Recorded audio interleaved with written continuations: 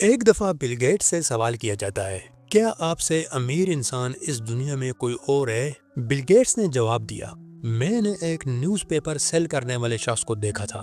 اس میں کوئی شک نہیں ہے کہ وہ مجھ سے زیادہ امیر تھا۔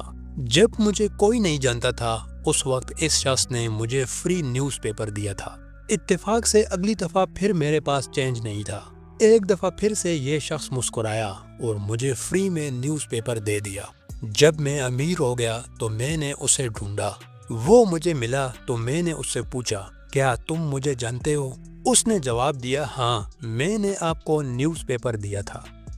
میں نے اس کی کچھ مدد کی، لیکن مجھے لگا کہ وہ مجھ سے زیادہ امیر ہے، کیونکہ اس نے اس وقت میری مدد کی تھی جب وہ امیر نہیں تھا۔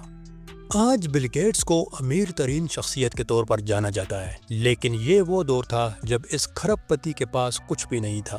بہت کم لوگ جانتے ہیں کہ بل گیٹس کو یہاں تک پہنچنے کے لیے کئی دفعہ ناکامیوں کا سامنا کرنا پڑا۔ 1975 میں انہوں نے اپنے دوست کے ساتھ مل کر مائکروسافٹ کی بنیاد رکھی۔ یہ وہی مائکروسافٹ ہے جس کی ٹوٹل نیٹ ورتھ آج $350 بلین ہے۔ یہ کتنی بڑی رقم ہے، اس کا اندازہ آپ یہاں سے لگا لیں کہ پورے دبئی کا جی ڈی پی $100 بلین ہے، اور اگر یو اے ای کے سارے شیئروں کو ملایا جائے تو تب یہ G D P size $550 billion تک پہنچ جاتا ہے۔ ایک چھوٹے سے کمرے سے شروع کیا گیا سفر آج ایک بڑا امپائر بن چکا ہے، لیکن اس کے پیچھے بہت زیادہ سٹرگل ہے۔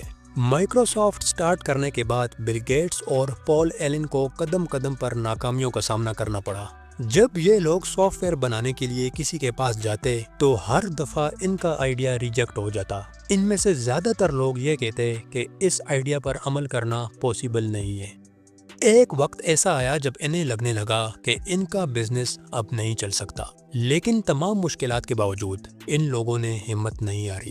آج مائکروسافٹ کا پوری طرح سے انفارمیشن ٹیکنالوجی پر قبضہ ہے۔